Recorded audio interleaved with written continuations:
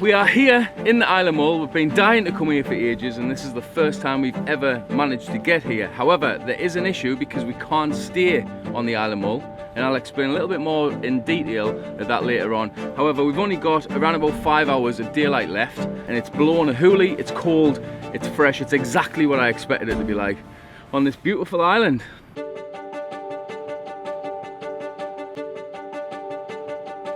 First port of call for us is somewhere called Loch Buoy.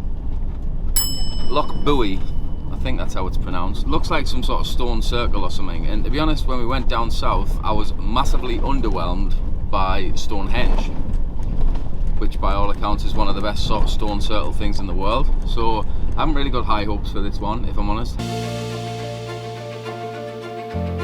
We're trying to get to the stone circle without falling in some sort of bog.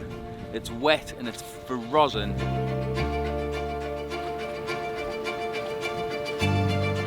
What's your thoughts on this stone circle? Impressive. Impressive? Did you just say it's impressive? It's the miniature dominoes, that's a bit rugged.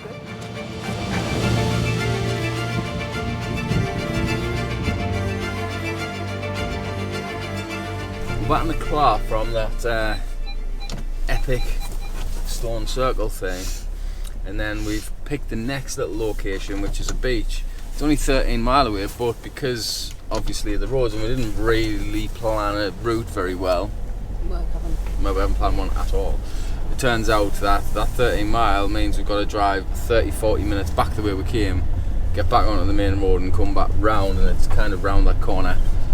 It's 12:30 now. Then it means we've got 2.5 hours of sunlight of daylight left, and we've managed to do one location so far. That's very nice though.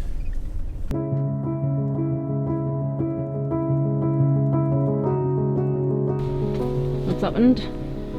Well, we've had a nightmare, to be honest. So the ferry that we were meant to be getting on has been cancelled. I'm not sure whether it's because of the weather. I mean, it is sketchy, the weather is really windy and stuff, or whether it's something else. The problem I had is when I booked the ferries, it says even on the Mull website that essentially they don't want anyone wild camping or staying anywhere other than campsites. But when I've looked on for a campsite, all of them are shut for the winter, so you can't really stay anywhere.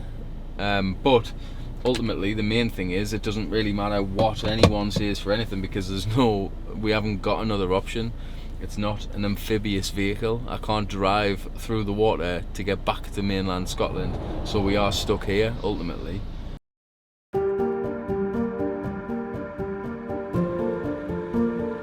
So after all of that hassle yesterday, ferries getting cancelled and everything else, we did find somewhere to park, which is here. We found it on Park for Night, and I can see now why the council don't want people to stay in wild camp and they want everyone to go to campsites, because there's only about 4 spaces that we found like this across the island on Park for Night, and presumably in the summer with an influx of camper vans it would just be a nightmare, because everything, to be honest, is single track. And I've seen plenty of campers in my time just pull over in a passing place and just cause absolute mayhem. Well, that's a bit of a pain. I'm not sure what's happening there. So it's not a laser lamps bar, that one, it's a Strands Siberia something. I got it just because it fits in there. I prefer going with laser lamps if I'm honest, but for whatever reason the running light part of that stopped working now. Another thing, this camper really tests my patience. I cannot wait to get the new one. This is like what Portree looks like it's going to be like in the Isle of Skye, until you get there and realise it's tiny, where here it's as big as it looks on all the pictures. It's pretty.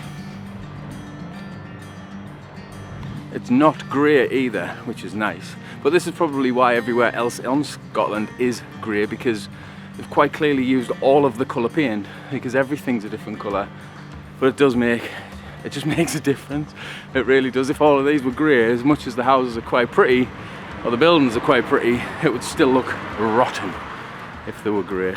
Anyway, we're going to get dumped on these, the rain's starting, so let's get back to the camper van. Oh my god, you like the weatherman? Look at them clouds. It doesn't take a genius to figure out that we're going to get wet. I like a bit of optimism though. Now, we have got a plan today, bit of a rudimentary plan, but we have got a plan, which is better than yesterday. After yesterday's experience, you'd think I'd learnt my lesson from going to see stones. Well, you'd be wrong. Our first stop off of the day was at Kilmore Standing Stones, where I was a little bit underwhelmed. I think these are the standing stones that we've come out to get really, really wet for. Not even all of them are standing, to be honest. There's a few that's fell over. Not that impressed. I really need to stop looking for things with stones. I need to learn my lesson that every time we come anywhere where it's got out to do with stones, it's just some stones. And these ones are even lying mugs. Like I say, standing means they're up. There's only half of them that are still up. Oh, we're a bit wet. The weather changes so fast here.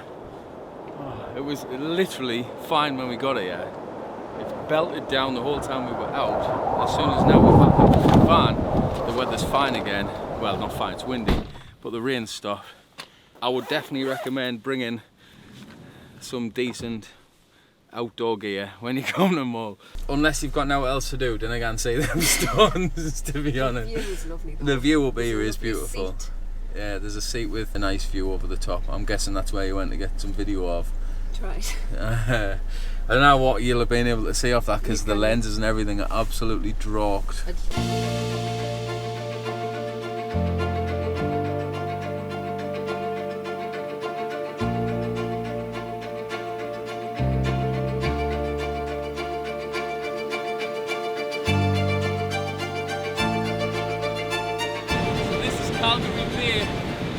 Best beaches I've ever seen in Scotland, to be honest. It's up there with Harris, Lewis and all of them sort of white sand and rugged, beautiful scenery. It's obviously windy. I don't know how much of this you can actually hear, but it has settled down a little bit and it's finally not raining. Hey! But anyway, Calgary Bay, what a beautiful beach.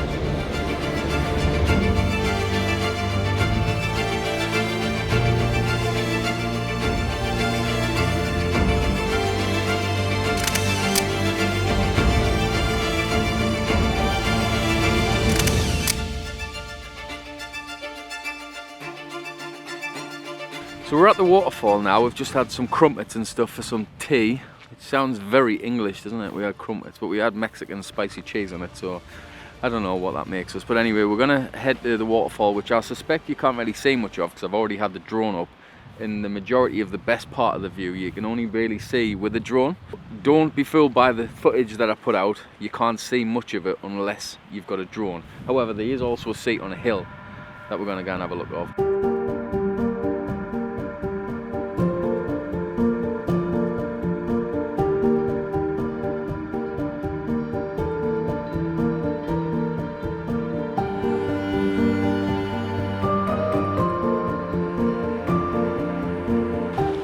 The waterfall was, as we thought, not quite as spectacular as it looks probably on the drone footage, but we're walking up to that little chair. It's pretty easy to forecast the weather here.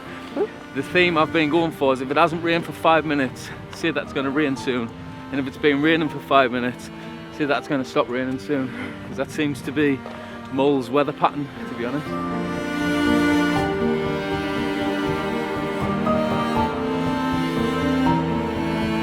It doesn't stay dry for long here, to be honest.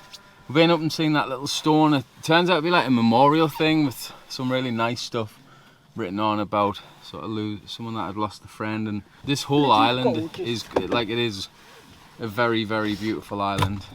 I would recommend. I would. I just don't know when or how though, because other than now, when there's no one else here, most people don't get the luxury of being able to just come during the week in January if you've got kids or anything else. And I don't know whether the traffic and other tourists would spoil it, because there's no infrastructure for tourism at all really. But all we can do is take it on today and where we are and how it's been for us. And it blew my cock clean off.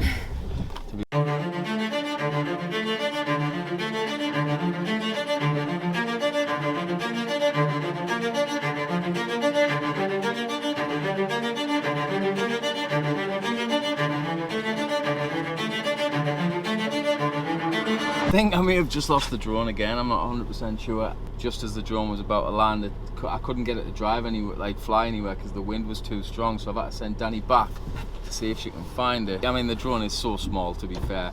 Like, I am asking it to do stuff it's just not designed to do. But she's running back. You got it? Get in. It's still alive. Little drone survives again. Where was it? Huh? Where it landed? Yeah. That windy, she couldn't even keep the door open. Next on our list to see was a cave, and unfortunately I'd forgotten to check the tide times.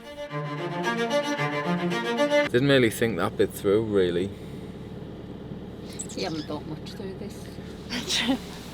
Even though it's my job to do that. I'm still in Christmas mode. Do jack shit. So we may not be able to see McKinnon's cave. While we're trying to pick a way through this field, absolutely lost. I thought I'd mention a little bit more about these coats. So basically, as anyone who's watched the channel will have seen, I have quite a collection of coats from Arc'teryx, Rab, like Ox Clothing Company, tons of different coats. I contacted Montaigne because I was on the lookout for a new jacket, to be honest, as was Danny, because the Arc'teryx ones we've had for a while, and to be honest, they don't cope well in the winter, not when it's raining anyway. They're fine when it's cold, but not when it's raining. So they sent us these two, which are the anti-freeze packable down jackets. Ooh, this is cool. And to be fair, they've saved the trip so far, just because it's been raining one second, windy the next, dry the next.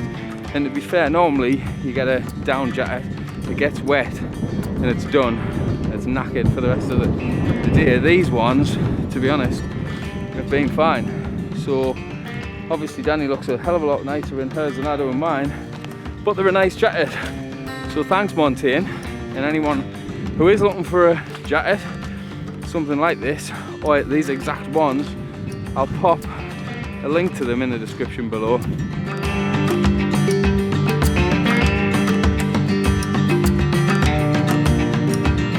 What's been your takeaway then for Mull?